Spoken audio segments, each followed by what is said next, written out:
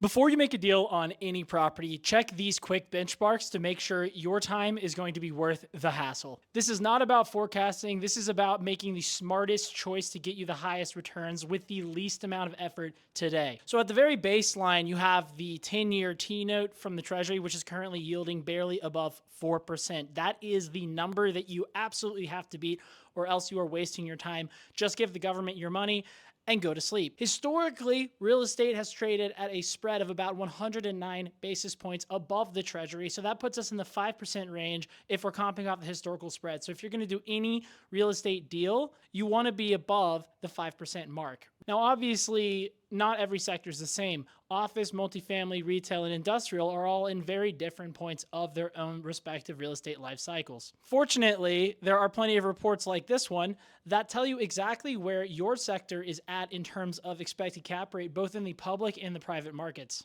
The overall takeaway from this report is that the public markets seem to be underpriced compared to the private markets, which begs the question, why go through the hassle of doing a private transaction yourself when you can just go online and buy a publicly traded real estate stock? Well, if you can beat these cap rate and return expectations, then you're in good territory and your deal is worth the hassle. But if you're underwriting a deal and your cap rate is not going to beat the cap rates that you see here on the publicly traded stock or even on the private market aggregated data, you may want to reconsider doing the deal at all. Of course, these comps are more on the core side, institutional real estate, but that does just emphasize the fact if your deal is not penciling above these numbers, it doesn't make much sense to do it. Of course, you have to make sure you're comparing apples to apples. So if you do have a heavy renovation component, it probably makes more sense to compare your expected adjusted stabilized cap rate rather than the cap rate that you're going in at. But that's all for today. Check us out at sap.capital for more insights on real estate investment. And if you have any questions about your deal, feel free to schedule a call. We do quick 15-minute introductory calls, half an hour, hour-long calls, and we also do fully scoped out consulting engagements. Get in touch and we're happy to take a look at your deal with you to make sure that you are on the right track